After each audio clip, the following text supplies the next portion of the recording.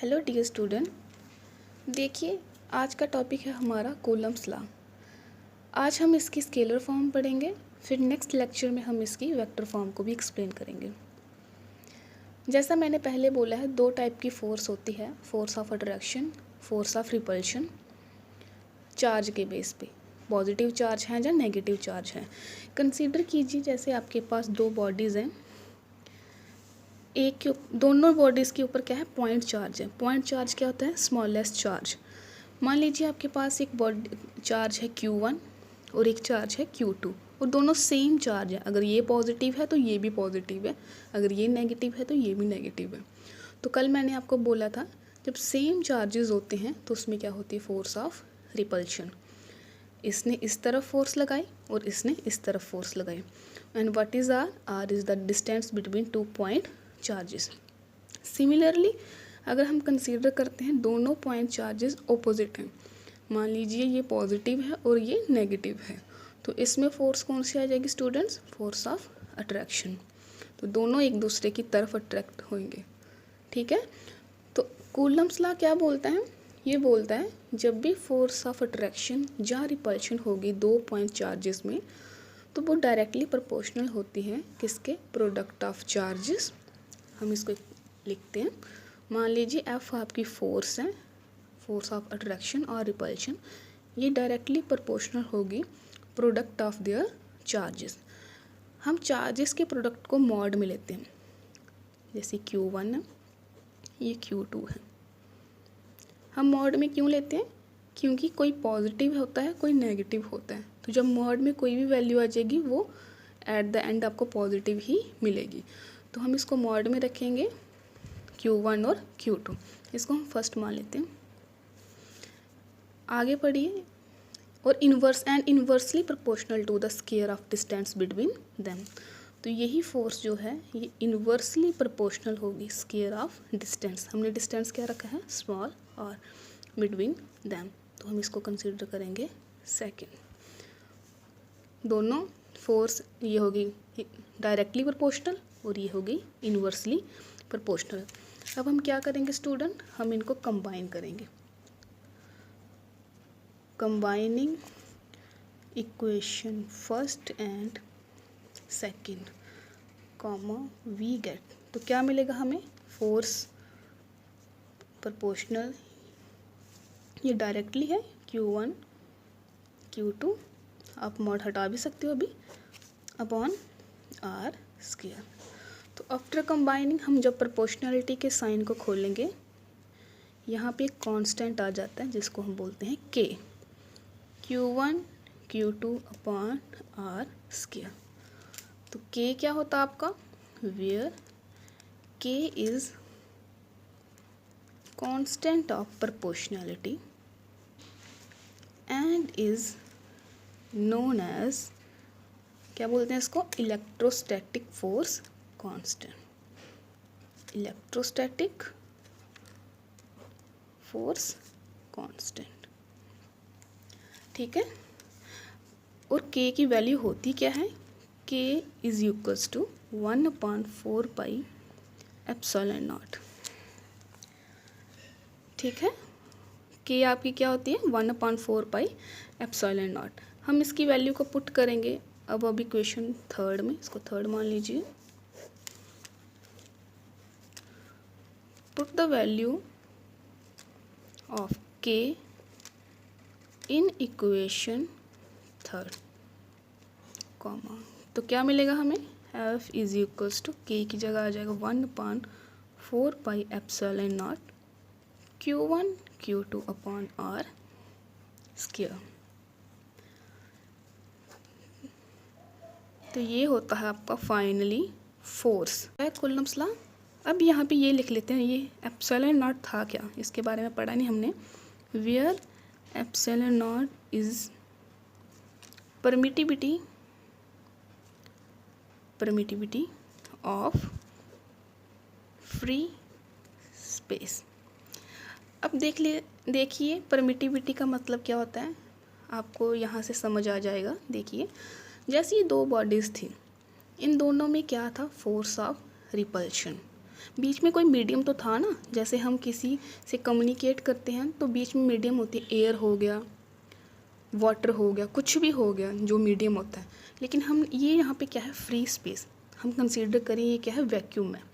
जो वैक्यूम होगा उसकी परमिटिविटी क्या होती है, देखिए परमिटिविटी क्या होता है, अपनी तरफ खींचना।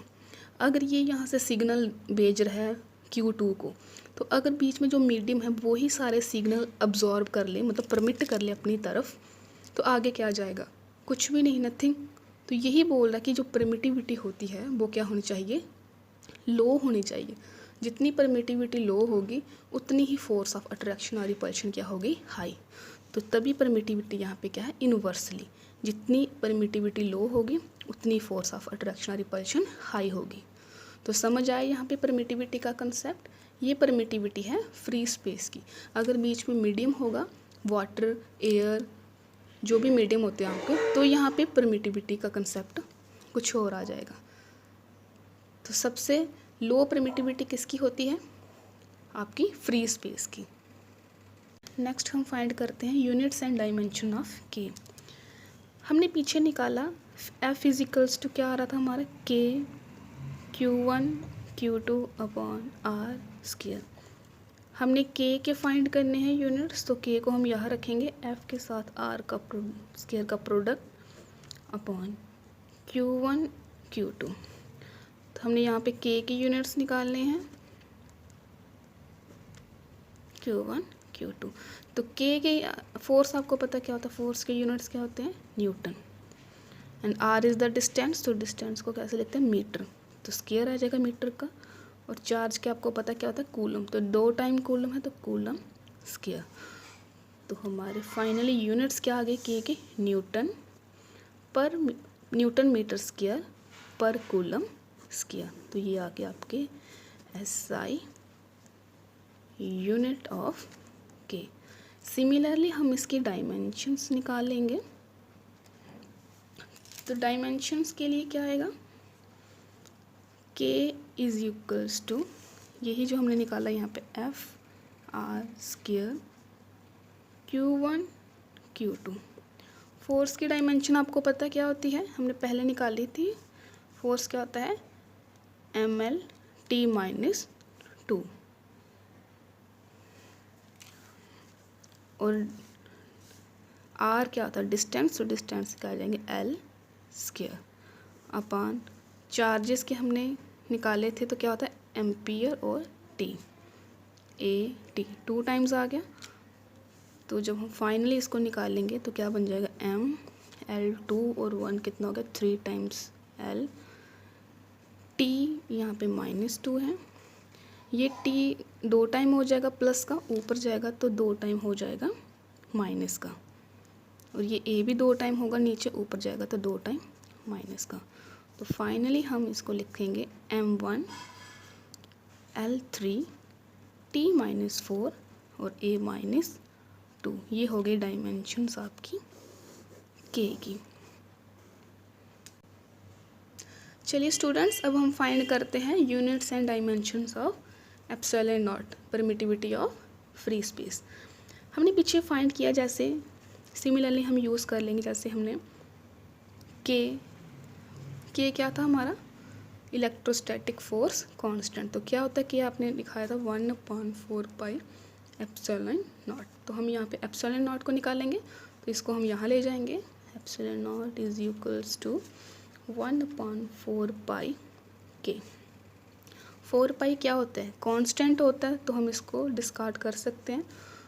तो एप्सिलॉन नॉट इज 1/k।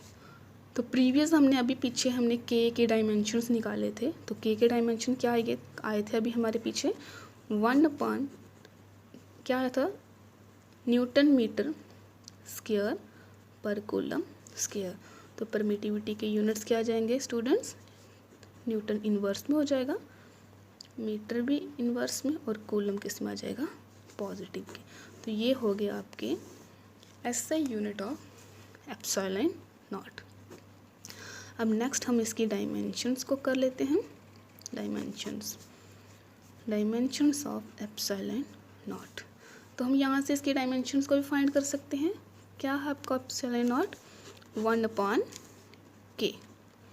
तो सेम हमने डायमेंशंस अभी पीछे k की निकाली थी, तो k की डायमेंशंस क्या आई थी students, m1 l3 t-4 a-2। तो जब हम इसको ऊपर लेके जाएंगे तो हमारा m हो जाएगा -1 l-3 t-4, sorry t positive हो जाएगा और a भी पॉजिटिव हो जाएगा। तो ये होगी आपकी dimensions of permittivity of free space. तो ये था कंसेप्ट आपका कूलम लॉ क्या होता है स्केलर में, और उसके